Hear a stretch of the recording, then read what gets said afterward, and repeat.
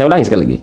Peruqyah halu dan ahli yang tanda kutip nih, yang disebut ahli hikmat, itu jauh lebih bahaya daripada dukun, santet. Harus sedikit tentang ruqyah ini. Oke, silakan. Ruqyah kan reaksinya kan beda-beda, ada yang marah, ada yang teriak. Sedangkan di Quran kan Qul uhiya ilayya anna ustama'na fil jinni faqul inna sami'na Qur'anan ajaba. Kok beda Kang ya? Ya, itu dalil saya. Gimana? Hah? Kalau menurut Kang Mahesa gimana itu? Itu tiap malam saya bahas itu, menolak keyakinan peruqyah dengan ayat itu. Inna sami'na Qur'anan ajaba. Oh ya, kita sepaham. Di sini saya juga lagi agak gimana ya, agak gesekan sama para peruqyah. Semua peruqyah, baik di Arsyada Yadaka Indonesia, baik di JRA, baik di KBRA, ada 3 ormas berbadan hukum. Semua peruqyah yang di 3 ormas ini, semua peruqyah tukang bohong. Dan 3 ormas ini adalah ormas penyebar kebohongan. Singkat padat kan? Alasannya gimana Kang? Kok kebohongan itu? Ya salah satunya tadi yang ditanyain sampean itu. Oh iya. Saya punya unek-unek tapi gak bisa nyampein. Itu keterbatasan saya kan. Sekarang mereka, bahwa bacaan mereka menyampaikan jinnya kepanasan dengan bacaan Al-Quran. Dari mana itu dalilnya? Jin dibacakan Al-Quran, jinnya kepanasan. Dari mana dalilnya? Nggak ada dalil. Iya, betul. Yang ada dalilnya itu jin mendengarkan, jin kafir mendengarkan bacaan Al-Quran itu merasa indah. Jinnya jin kafir, apalagi jin muslim. Sedangkan setahu saya kan mereka aja takjub dengan bacaan Quran. Ini kok ada yang marah, yang teriak, bahkan ada yang muntah. Kok seakan-akan Quran dan kenyataan kan benturan. Ini yang lagi mau saya sharingkan dan terima kasih atas jawabannya kan. Iya, sharingnya apa kalau sampeannya nggak punya materi? Tadi kan sampean ngomong cuma bingung aja menarasikannya. Ya kalau nggak punya materi apa yang di-sharing? Apa yang di-share? Ya, terutama cara saya nyikapi mereka. Saya ini menolak tapi nggak bisa untuk menyampaikan.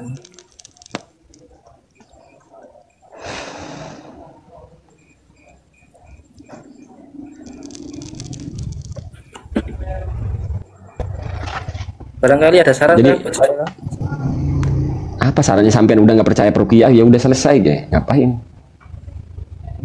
Lur ade aja galak-galak, lur ade.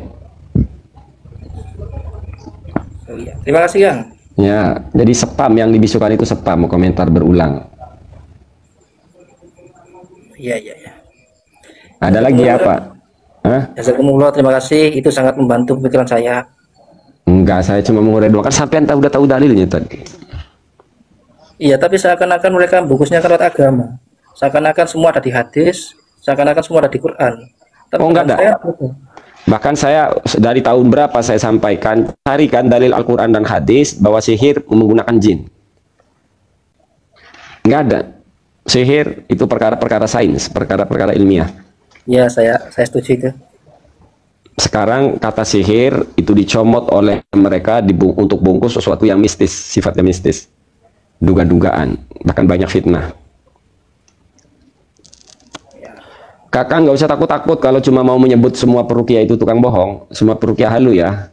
Semua peruqyah halu yang tadi tergabung dalam 3 organisasi. Atau kalau walau penyebutannya 2 tapi lebih luas ini. Baik peruqyah syar'iyah ataupun peruqyah aswaja. Semuanya tukang bohong. Saya sebut semua. Mantap. Tadi saya sudah nyebutin merek ya. Kenapa disebutin merek? Agar mereka bisa memproses hukum saya. Ujaran kebencian, fitnah, pencemaran nama baik dan lain sebagainya. Boleh mereka pakai pasal itu nanti. Siap. Saya lebih merasa mantap setelah dengar penjelasannya Kang Mahesa. Terima kasih wawasannya Kang ya. Semoga bermanfaat buat saya. Tidak ada ayat Al-Quran yang membuat jin kepanasan. Tapi mereka membuat drama, membuat framing. Saya kira, sering saya sampaikan, peruqyah itu persis penjual vaksin. Sebelum jualan vaksin, mereka nyebarin virus. Virusnya disebar dulu agar beli vaksin. Peruqyah semua begitu. Mereka nyekokin umat bahaya jin, bahaya santet, ini santet, ciri kena santet, ciri di tubuhmu kena santet, ciri di rumahmu kena santet, ciri di rumah tanggamu kena guna-guna, ciri. Tujuannya agar mereka datang kepada para peruqyah tukang bohong itu. Kan begitu. Itu ya cara mainnya Kang ya. Marketing. Dan ujung-ujungnya uang ya. duit. Makanya lebih bahaya peruqyah aswaja dan peruqyah syariah ketimbang dukun santet. Nih, saya ngomong dengan segala kesadaran, artinya saya siap bertanggung jawab.